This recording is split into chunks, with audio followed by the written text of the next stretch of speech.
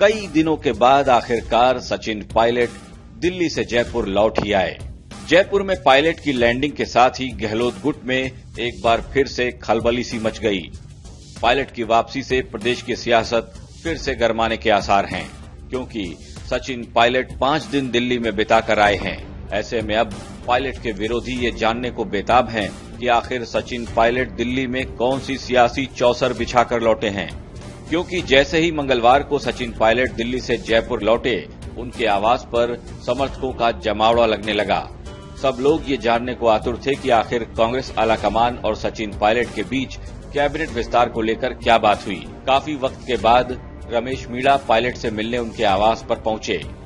मीणा का नाम पायलट के कट्टर समर्थकों में लिया जाता है, लेकिन लंबे अरसे से दोनों की मुलाकात की कोई खबर नहीं थी। राजस्थान में कैबिनेट विस्तार की मांग को लेकर सचिन पायलट दिल्ली में डटे थे, लेकिन अब पायलट के लौटते ही फिर से सियासी हलचल शुरू हो गई है। रमेश मीणा के साथ ही पायलट की टीम के विधायक रामनिवास गावड़िया, वेद प्रकाश सोलंकी, इंद्राज गुर्जर और राकेश पारीक भी पायलट से मिले। दीपेंद्र सिंह शेखावत के पुत्र बालेंदु सिंह समेत कई नेता भी पायलट से मिलने पहुंचे थे। बताया जाता है कि दिल्ली में पायलट ने राजस्थान कांग्रेस के प्रभारी अजय माकन और कांग्रेस के राष्ट्रीय संगठन महासचिव केसी वेणुगोपाल से पहले ही मुलाकात कर ली थी। इसके अलावा वो प्रियंका गांधी समेत कई नेताओं से भी मिले थे और सबसे मिल मिलाकर ही जयपुर लौटे हैं। उधर प्रदेश के पूर्व मंत्री दुर्रू मियां माकन से मिलने मंगलवार को दिल्ली पहुंच गए, क्योंकि माकन जब जयपुर में विधायकों के साथ रायशुमारी कर रहे थे, तब दुर्रू मियां उनसे मिलने के लिए विधानसभा पहुंचे थे, लेकिन माकन उन्हें मिलने का वक्त नहीं दे पाए थे।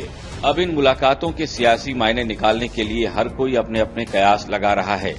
पिछले 11 दिन से राज्य में सियासी मुलाकातों का दौर चल रहा है, लेकिन अभी तक किसी भी मुलाकात का कोई माकूल नतीजा नहीं निकल सका है। बताया जाता है कि सीएम अशोक गहलोत तो चाहते हैं कि पायलट को कुछ दिया ही न जाए। वो तो पायलट को राजस्थान से परमानेंट दिल्ली में ही सेटल करवाने का ख्वाब देख रहे हैं, लेकिन पायलट भी अपनी टीम के साथ डट गए हैं। ऐसे में सियासी संग्राम के नतीजे की फिक्र किए बिना ही वो अपनी इस लड़ाई को आगे बढ़ा रहे हैं।